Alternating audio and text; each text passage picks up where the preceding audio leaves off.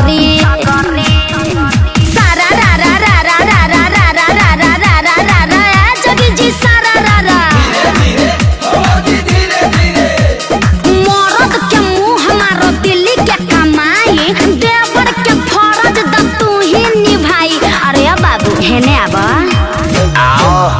अरे कुछ दिन के बाद देवर देमा खुश खबरी ताहर भैया के धन हई रंग दन सगरी तनी बुझा हमर बात मन बा छटपटा तो आज फिर शरीरिया हो जाई।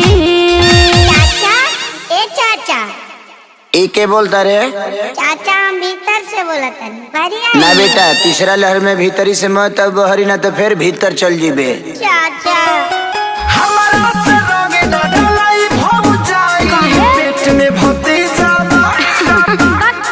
चाचा ए चाचा पेट में भतीजा बकरिया हो जाए।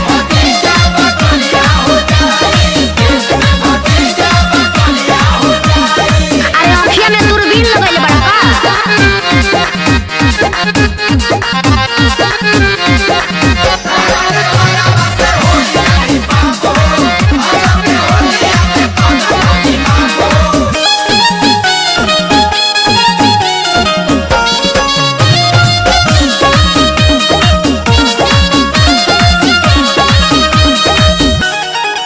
बहे फगुनी बयरिया तो लागे पाला हमार फीलिंग नहीं बुझल स्मरद साला हमारा सही कुल्ही कमावा ना बिल्कुल होई लागी भीतर करिया के चोट तो भतीजा भीतर रोई भौजी। तू तो बड़ा पगल आइल हम तो बानी फगुन आइल सुना सचो में फिक्रिया हो जाई। चाचा चाचा हमके बाहर के दुनिया देखे के बता बेटा तोर अभी वैक्सीन बनल नहीं खे ऐसे ते 9 महीना ना एक बार 21 महीना पर